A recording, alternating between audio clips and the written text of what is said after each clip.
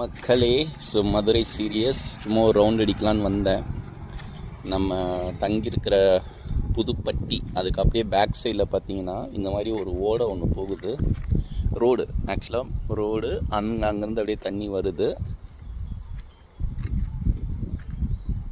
இப்படியே போகுது.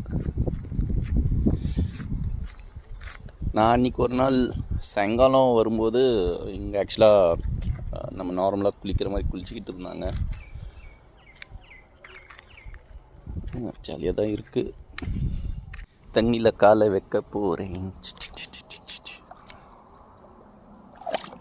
ஆழலாம் இல்லை,